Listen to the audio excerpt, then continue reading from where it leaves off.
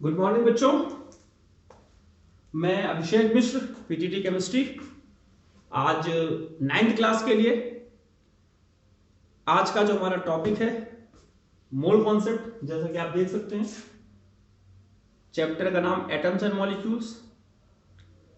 Last class में आपको याद होगा कि हमने आपको मोलर मास कैलकुलेट करना सिखाया था कि किसी भी कोवेलेंट कंपाउंड का, आयनिक कंपाउंड का molar mass, molecular mass, formula mass कैसे कैलकुलेट करेंगे।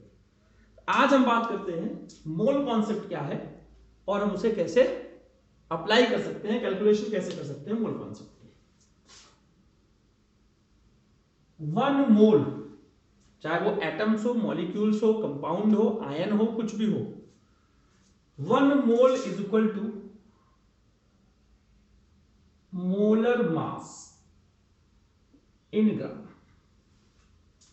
तो किसी भी कंपाउंड का जो मोलर मास होता है, अगर उसके बराबर कोई ग्राम है, वेट है, तो उसे बोलेंगे 1 मोल। और this is also equal to 22.4 litre.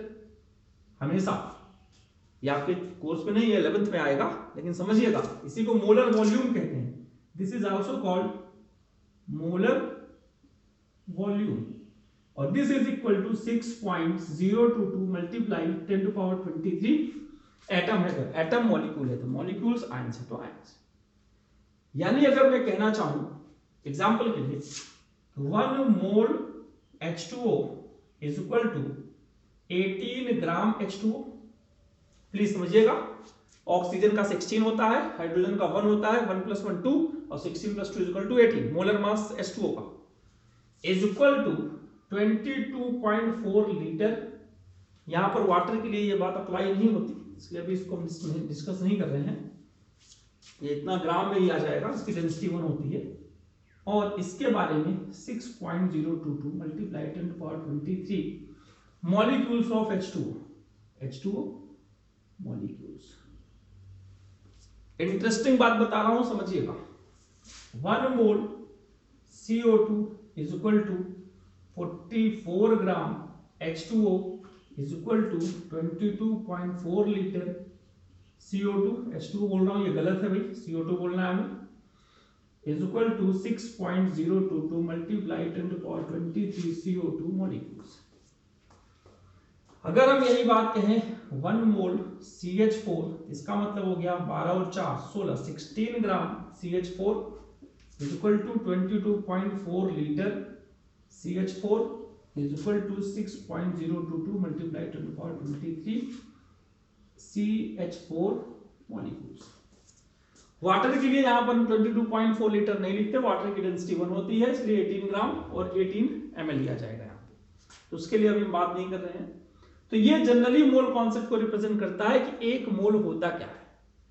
अब अगर हम बात करें इसकी कैलकुलेशन कैसे करेंगे, तो जो मोल का फार्मूला होगा, mole is equal to given mass, कितना मास गिवन है, और अपॉन मोलर मास, उसका मोलर मास कितना है। ये इसका पहला फार्मूला है। और दूसरा फार्मूला जो आपके सिलेबस में है, mole is equal to given number, कितने नंबर का मोल निकालना है आपको, upon Avogadro's number. Avogadro's number is always constant, that is equal to this one, it is said to be Avogadro's number।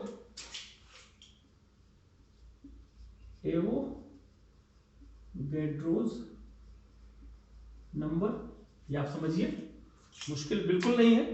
अब इसी की हम बात करते हैं, एक कैलकुलेशन करके आपको दिखाते हैं कि 9 ग्राम H2O है, इसका मोल बताइए कितना मोल होगा, और इसमें H2O के कितने मॉलिक्यूल्स होंगे। तो पहला फार्मूला अप्लाई करते हैं, mole is equal to given mass 9 gram, molar mass 18 gram. आप जानते हैं H2O का मोलर मास 18 ग्राम होता है, यानी 1/2 इज इक्वल टू 0.5 मोल। और अब नंबर ऑफ मॉलिक्यूल्स निकालना है, यानी गिवन नंबर निकालना है, तो given number is equal to mole multiply Avogadro number. तो नंबर ऑफ H2O मॉलिक्यूल्स, इसी को गिवन नंबर बोलते हैं, मोल मल्टीप्लाई एवोगैड्रोज नंबर। ये हम बार बार नहीं लिखेंगे, उम्मीद आपको समझ में आ रहा होगा। यानी 0.5 मल्टीप्लाई 6.022 10^23, 3.011 मल्टीप्लाई 10^23 H2O मॉलिक्यूल्स। तो ये आपको समझना है कि कैसे कैलकुलेशन हम करते हैं। बहुत सिंपल है, बिल्कुल मुश्किल नहीं है। हम अगर ग्राम गिवन है तो मोल निकाल सकते हैं, नंबर ऑफ मॉलिक्यूल्स निकाल सकते हैं, और नंबर ऑफ मॉलिक्यूल्स गिवन है तो इससे डिवाइड करके मोल निकाल सकते हैं, और मोल और इसका मोलर मास का मल्टीप्लाई करके ग्राम निकाल सकते हैं। तो मुश्किल नहीं है, इन दोनों फार्मूले का यूज करके आप एक में गिवन है तो दूसरे का भी निकाल सकते हैं, अपने तरीके से कैलकुलेशन कर सकते हैं। इसी चीज को अगर मैं और तरीके से समझाना चाहूं तो इसी का एग्जांपल लेते हैं। 9 ग्राम H2O है, देखते हैं 9 ग्राम H2O, इसका मतलब इसमें H2O के मॉलिक्यूल कितने हैं? 3.011 मल्टीप्लाई 10^23 H2O मॉलिक्यूल्स। अब समझिए, अगर वो कहता है, आपका दिमाग क्या कहता है? एक H2O में H कितना है? 2, O कितना है? 1। O कितना है? 1, इसको 1 मान देते हैं, 1। तो यानी हम कह सकते हैं 9 ग्राम H2O में H एटम कितना होगा? एक H2O में इतना H होता है, तो इतने H2O में कितना होगा? 2 मल्टीप्लाई 3.011 मल्टीप्लाई 10^23 H एटम,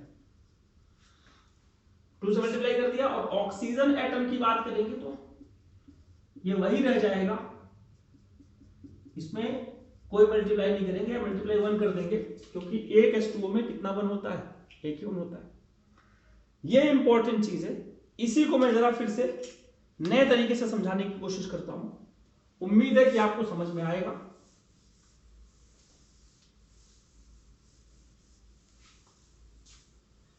देखिए, इन्होंने कहा 3 मोल C2H6 ईथेन आपके पास है।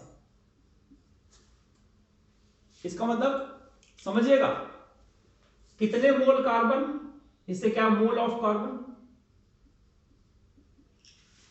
एक मोल में 2 कार्बन तो 3 मोल में 6 mole carbon. Mole of hydrogen 3 multiply 6 is equal to 18 mole hydrogen.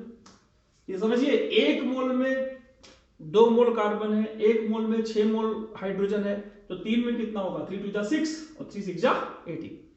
अब इसी को बात करें कि number of C2H6 molecules, number कितने हैं? मोल दिया है तो mole multiply Avogadro number is equal to given number, यानी mole is equal to 3, Avogadro number 6.022 multiply 10^23 is equal to 6 3 18 और 0.66 multiply 10^23 is equal to 1.8066 multiply 10^24 C2H6 molecules. अब हम बात करते हैं नंबर ऑफ कार्बन एटम। तो कार्बन के mole कितने? यहां आ जाइए 6, तो 6 मल्टीप्लाई 6.022 मल्टीप्लाई 10^23। हाइड्रोजन के एक नंबर कितने? नंबर ऑफ H एटम आ जाएगा 18 मल्टीप्लाई 6.022 मल्टीप्लाई 10^23। ये बात आपको समझनी पड़ेगी कि कब किसका मोल निकालना है, नंबर ऑफ मॉलिक्यूल्स निकालना है कि नंबर ऑफ एटम निकालना है। इसी को एक और एग्जांपल से समझा दें आपको। जैसे 1 मोल O3 है, O3, इसका मतलब हो गया कि 6.022 मल्टीप्लाई 10^23 O3 मॉलिक्यूल्स है। अब इज इक्वल टू एटम कितना होगा? 3 मल्टीप्लाई 6.022 मल्टीप्लाई 1023 ऑक्सीजन एटम। क्यों? इसके 3 मोल होते हैं, 1 मोल ओजोन में ऑक्सीजन के 3 मोल हैं, तो 3 से मल्टीप्लाई कर दिया, ऑक्सीजन का एटम आ गया। तो ये आपको समझना है मोल कॉन्सेप्ट में। अब कोई आपसे ये कहे 100 ग्राम Fe है और 100 ग्राम ही आपका सोडियम है, किसके एटम ज्यादा होंगे? तो याद रखिएगा, एटम उसका ज्यादा होगा जिसका मोल ज्यादा हो। तो इसका मोल निकाल लीजिए, इसका मोल का formula given mass upon molar mass, Fe का 58 के आसपास होता है, तो चेक कर लीजिएगा, गिवन रहेगा एग्जाम में, आपको रटने की जरूरत नहीं है, ये 23 होता है। तो आप डिवाइड कर लीजिए किसका अमाउंट ज्यादा आएगा। तो मेरे ख्याल से अगर ये y है और ये x है, तो मैं समझ सकता हूं y is greater than x, यानी सोडियम के मोल ज्यादा होंगे Fe के मोल से। आप कैलकुलेट भी कर सकते हैं, मर्जी आपकी। अगर दोनों दो डिफरेंट एटम का गिवन मास सेम हो तो मोल उसका ज्यादा होगा जिसका एटॉमिक मास कम होगा, और जिसका एटॉमिक मास ज्यादा होगा उसका मोल या नंबर ऑफ एटम्स कम होगा। ये पूरा कॉन्सेप्ट मोल कॉन्सेप्ट को रिप्रेजेंट करता है। मैं चाहूंगा कि इस पर, इससे रिलेटेड आपके एनसीईआरटी में बहुत सारे क्वेश्चन हैं कि आप इसके मोल निकालिए, इतने ग्राम में कितने मोल होंगे, या इतने मोल में कितने एटम होंगे, या इतने एटम दिए हैं जिसमें मॉलिक्यूल्स, इतने मॉलिक्यूल्स या एटम दिए हैं जिसमें मोल कितने होंगे। इस तरह की सारी कैलकुलेशन एनसीईआरटी की आप करके रखेंगे। और लास्ट में मैं यही कहूंगा कि आप सभी अपने आप को कोरोना से सुरक्षित रखिए, सोशल डिस्टेंसिंग का पालन कीजिए, मास्क लगा के बाहर निकलिए अगर बहुत ज़रूरत है तो निकलने की, और अदरवाइज आप जितनी कोशिश कर सकते हैं ऑनलाइन टीचिंग के माध्यम से अपने कंटेंट को एनरिच करते रहिए। आज की क्लास में बस इतना ही, बाकी अगली क्लास में। धन्यवाद।